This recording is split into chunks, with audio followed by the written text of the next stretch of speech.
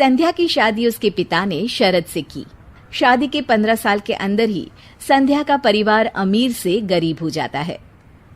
एक दिन संध्या जब अपनी भाभी से कहती है, भैया माँ पिताजी के बाद अब आप लोगों से ही मेरा मायका है।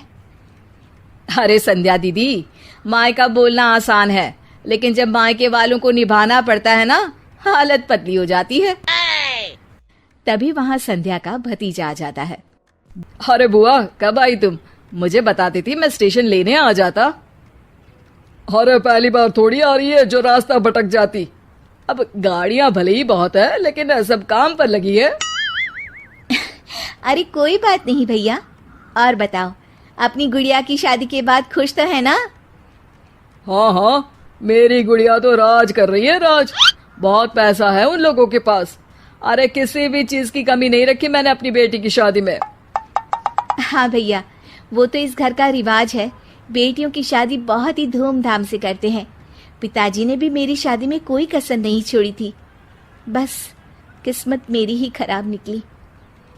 अरे दीदी, अच्छा ये बताओ कैसे आना हुआ और कब का प्रोग्राम है?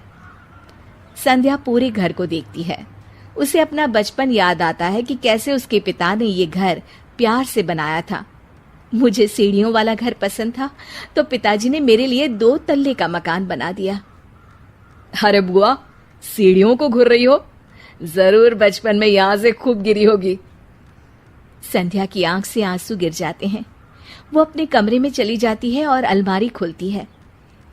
अरे दीदी, अलमारी क्यों छू रही हो? कुछ चाहिए क्या? मुझसे मांग लेती।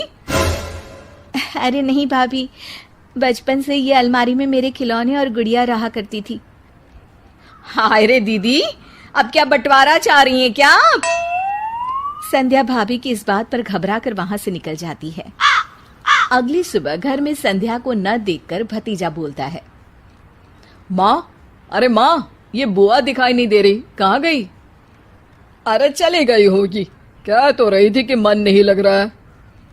अरे पापा, ऐसे कैसे बिना बताए चली गई?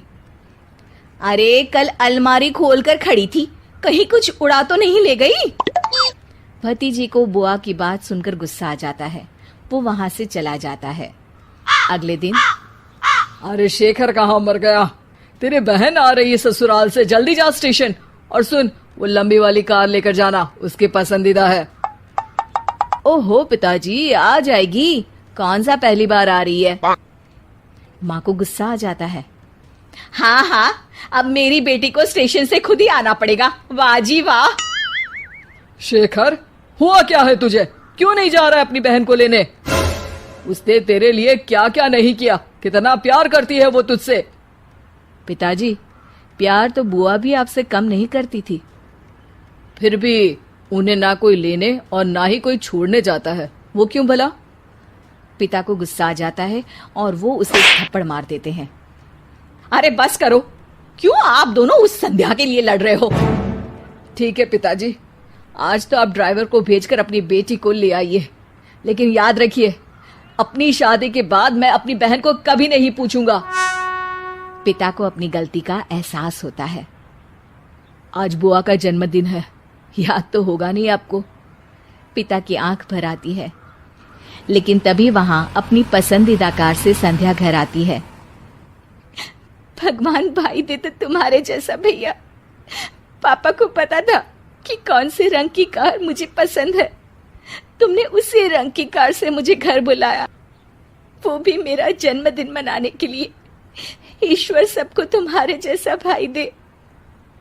भाई संध्या को गले लगा लेता है। तभी वहां भतीजी गुड़िया भी ससुराल से आ जाती है। अरे संध्या बुआ, आप?